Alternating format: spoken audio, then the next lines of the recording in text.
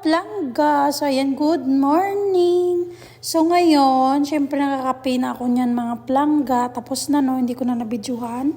Tapos, ayan, syempre magdilig tayo, o, diba? Kasi nga, yung bulaklak, tingnan nyo naman mga plangga. Ay, nako. Ewan ko ba kung bakit hindi sila nabubuhay. O, diba? Dalawa talagang nabubuhay yun. Pero hindi talaga mabuhay yung bulaklak dito mga plangga.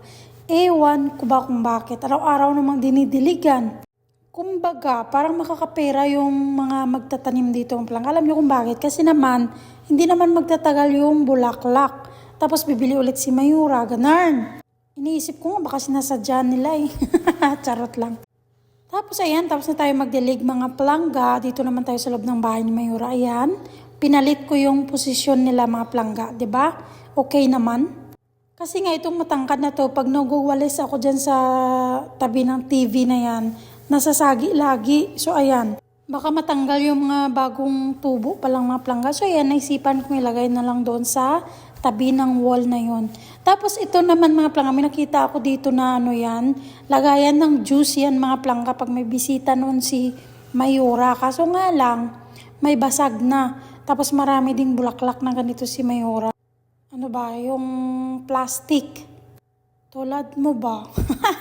Charot. So, ayan, nilagyan ko lang siya ng bulaklak. Ganyan, lagay ko dyan sa misa, mga plangga. Tapos, may nakita ulit akong bulaklak na ganyan.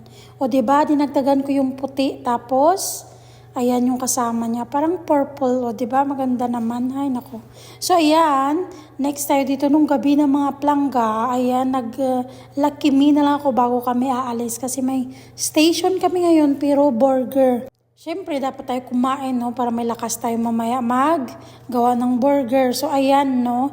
Nag-Lucky Me muna tayo na beef. Alam nyo ba, mas masarap yung lasa ng Lucky Me na beef dito kaysa sa chicken. Iwan ko ba kung bakit yung chicken dito, tsaka yung pancit canton, magkaano yung noodles nila. Puting-puti talaga mga plangga. Tapos parang may lasang ipis, ganun.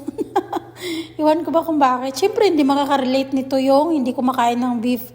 Kasi nga, siyempre, hindi nila matikman. Pero para sa akin lang.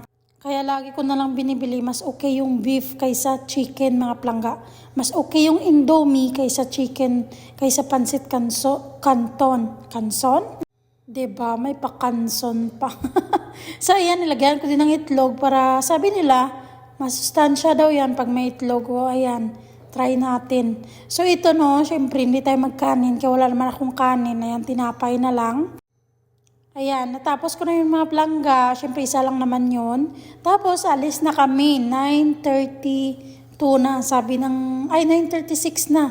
Sabi ng amo naming lalaki, 9:30 daw. So, late ako ng 6 minutes mga plangga.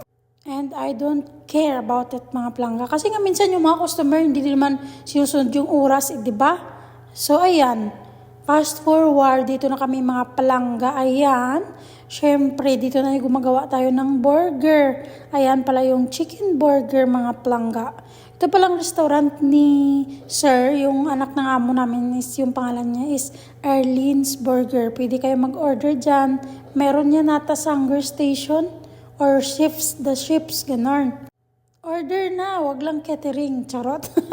So, ayan, simple lang naman yung mga plangga. Siyempre, painit natin yung tinapay.